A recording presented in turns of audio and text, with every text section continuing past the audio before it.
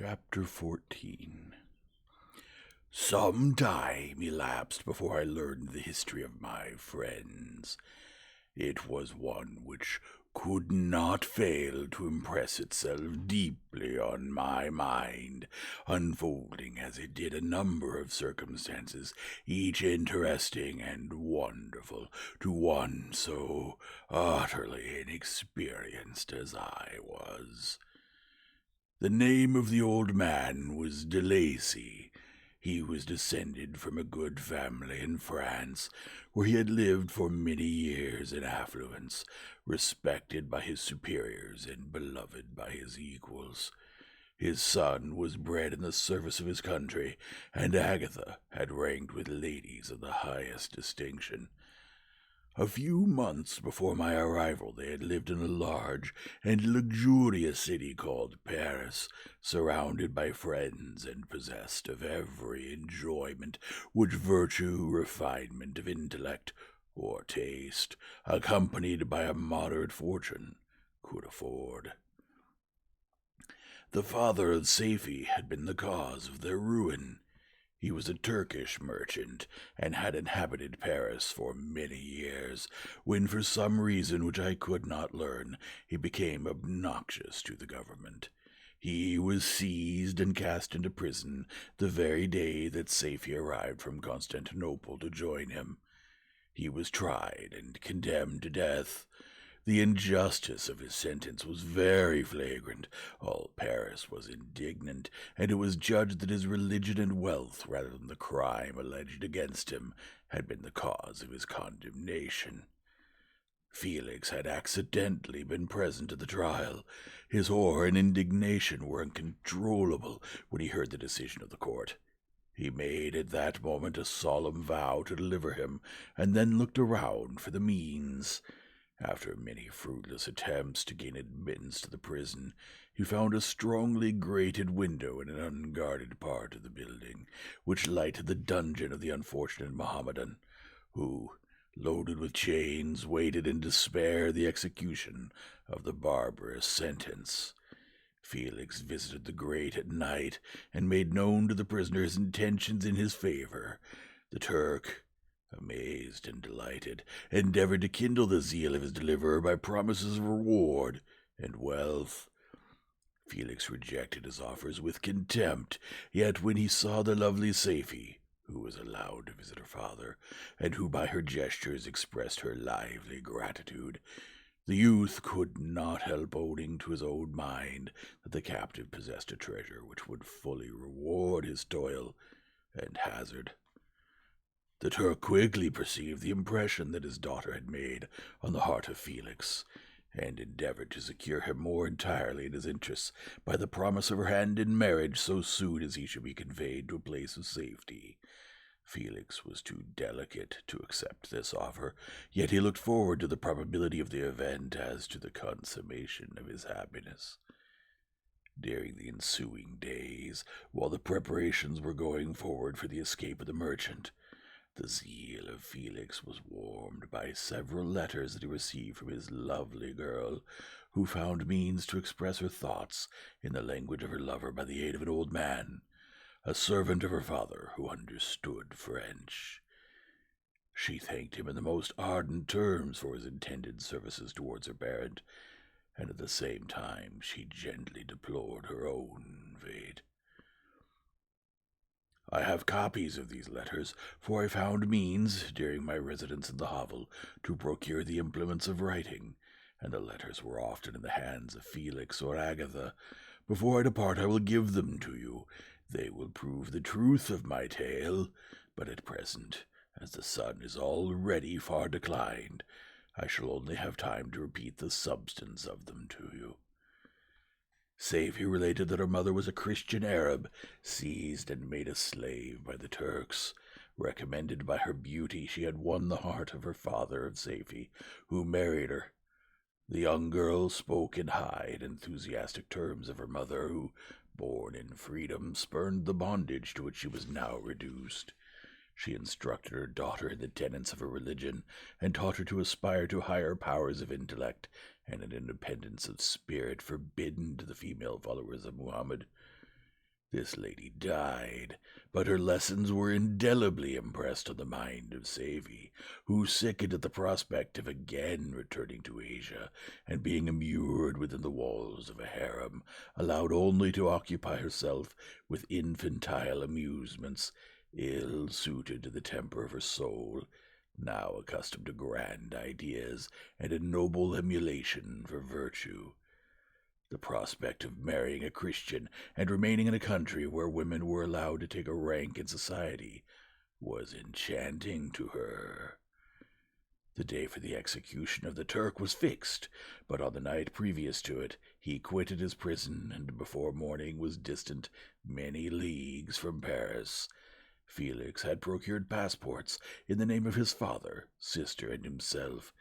He had previously communicated his plan to the former, who aided the deceit by quitting his house under the pretence of a journey, and concealed himself with his daughter in an obscure part of Paris. Felix conducted the fugitives through France to Lyons and across Mont-Cenis to Leghorn, where the merchant had decided to wait a favorable opportunity of passing into some part of the Turkish dominions.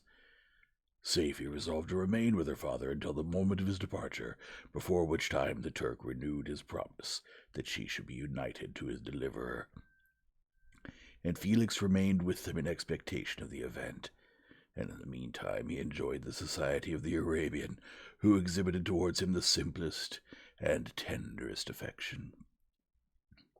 They conversed with one another through the means of an interpreter, and sometimes with the interpretation of looks, and Safie sang to him the divine airs of her native country.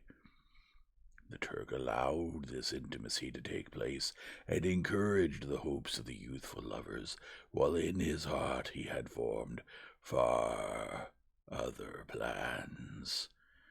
He loathed the idea that his daughter should be united to a Christian, but he feared the resentment of Felix if he should appear lukewarm, for he knew that he was still in the power of his deliverer, if he should choose to betray him to the Italian state which they inhabited.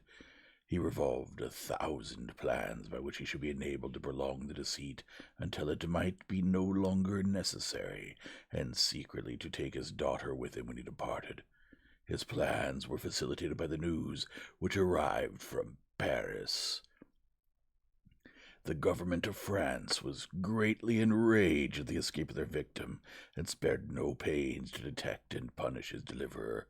The plot of Felix was quickly discovered, and De Lacy and Agatha thrown into prison. The news reached Felix and roused him from his dream of pleasure. His blind and aged father and his gentle sister lay in a noisome dungeon while he enjoyed the free air and the society of her whom he loved. This idea was torture to him.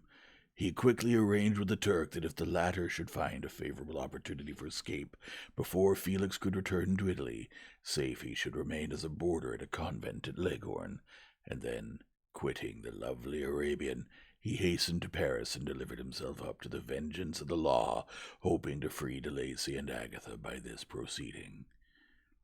He did not succeed. They remained confined for 5 months before the trial took place, the result of which deprived them of their fortune and condemned them to a perpetual exile from their native country.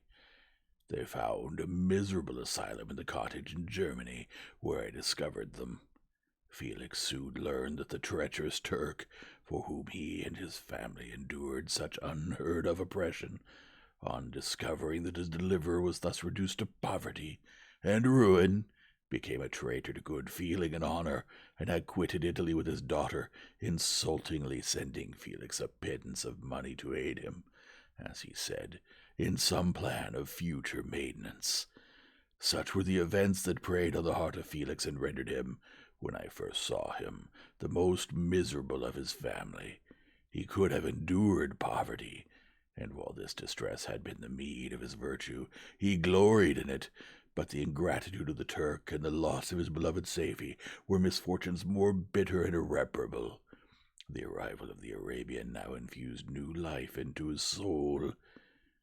When the news reached Leghorn that Felix was deprived of his wealth and rank, the merchant commanded his daughter to think no more of her lover, but to prepare to return to her native country. The generous nature of Safie was outraged by this command. She attempted to expostulate with her father, but he left her angrily, reiterating his tyrannical mandate. A few days after, the Turk entered his daughter's apartment and told her hastily that he had reason to believe that his residence at Leghorn had been divulged, and that he should speedily be delivered up to the French government. He had consequently hired a vessel to convey him to Constantinople, for which city he should sail in a few hours. He intended to leave his daughter into the care of a confidential servant, to follow at her leisure with the greater part of his property, which had not yet arrived at Leghorn. When alone, Safie resolved in her own mind the plan of conduct that it would become her to pursue in this emergency. A residence in Turkey was abhorrent to her. Her religion and her feelings were alike averse to it. By some papers of her father which fell into her hands, she heard of the exile of her lover, and learnt the name of the spot where he then resided. She hesitated some time, but at length she formed her determination. Taking with her some jewels that belonged to her, and a sum of money, she quitted Italy with an attendant, a native of Leghorn, but who understood the common language of Turkey, and departed for Germany. She arrived in safety at a town about 20 leagues from the cottage de Lacy, when her attendant fell dangerously ill.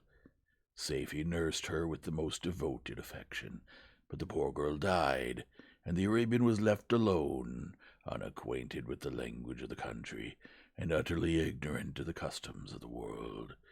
She fell, however, into good hands. The Italian had mentioned the name of the spot for which they were bound, and after her death, the woman of the house in which they had lived took care that Safie should arrive in safety at the cottage of her lover. End of chapter 14.